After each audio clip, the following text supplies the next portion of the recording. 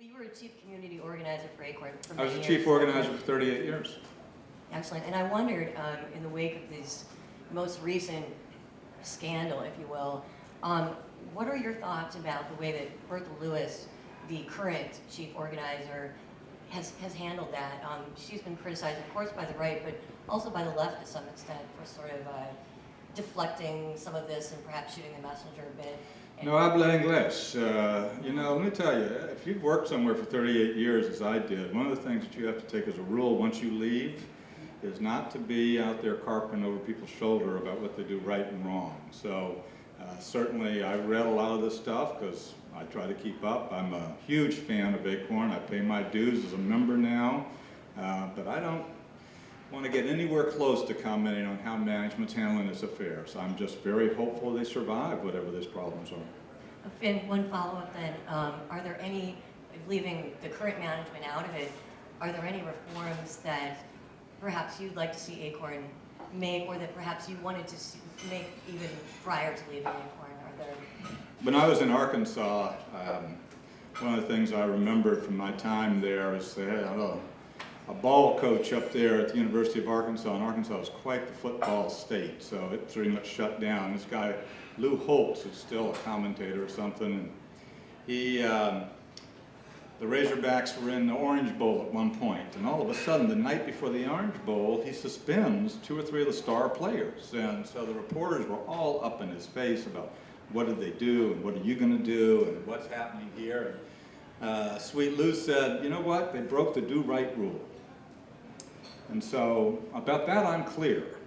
Some people obviously have broken the do-right rule, and I don't have a whole lot to say other than to the degree they didn't do right, that's got to be fixed, and it's got to be fixed in whatever fundamental way it takes to fix it. So I hope that's responsive to your question. Now, you spoke before about, you know, ACORN employees, reference to ACORN employees violating the do-right rule, okay? Well, that this isn't just related to the current scandal. Your brother embezzled $950,000 from the organization and stayed on the payroll for the next 8 years. Meanwhile, 2 board members who were trying to increase transparency in the organization were kicked off. Now, it seems to me that, from the outside looking in, that you must have been instrumental in helping your brother stay on the payroll there. I'm not going to say you did anything untoward, but certainly the perception of that would, you know, suggest that you're not really in a position to suggest that there's some weird automatic bias there, and that there is in fact, you know, a very real reason to be concerned about corruption in the organization that goes far beyond the current scandal. Well, there are about 3 or 4 questions you packed in there, so let's look at them. One, I'm going to remind the rest of the listeners, you said the word appearance, so I'm going to take you, you know, good faith that you're saying appearance, and not, you know, we're not recklessly making, you know, exaggerations here. So there are a couple things. Here's the first part. So my brother misappropriated, not your figure, but it's like $985,000. And when it was brought to my attention that that was going on, we brought in an outside auditor to come up with a number.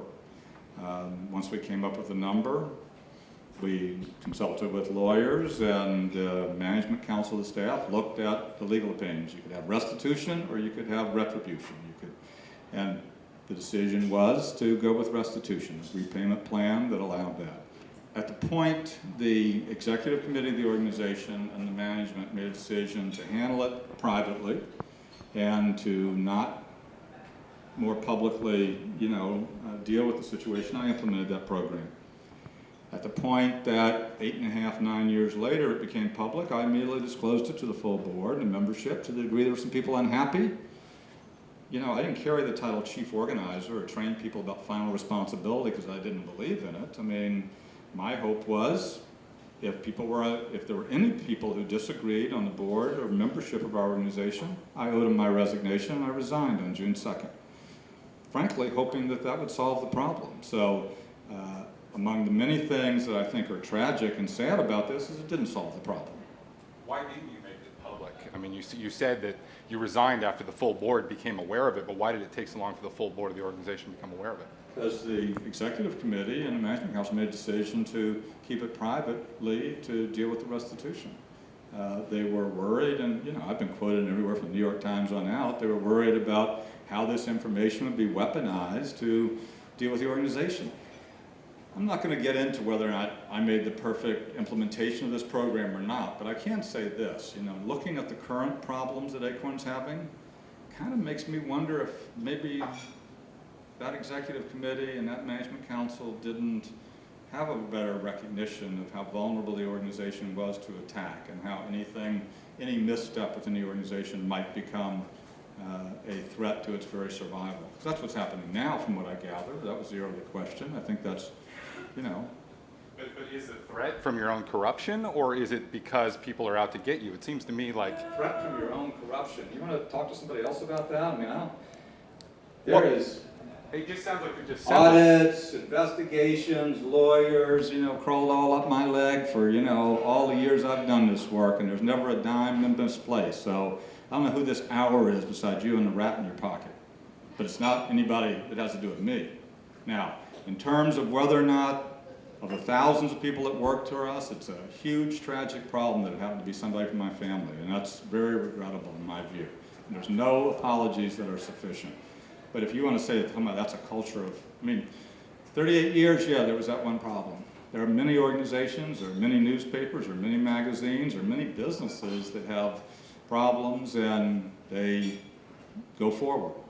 And I think ACORN should have the right to have had a problem, and they did have a problem. We dealt with it accountably, took responsibility, the money was paid back.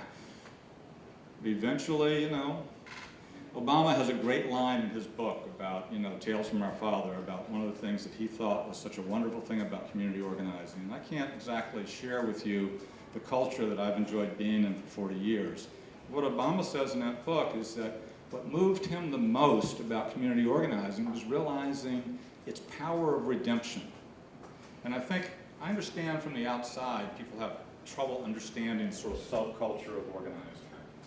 And I can't really explain it any better than I'm able to, but we have a culture within the work that doesn't assume everybody is blameless and sinless, that actually is very redemptive and forgiving, that understands that people have got lots of things going on, have got lots of problems, have got lots of things, but have come together collectively to try to do something better. And I think probably that's one of the things that ACORN may have miscalibrated as it looked at how to deal with its own problem inside the family of its organization.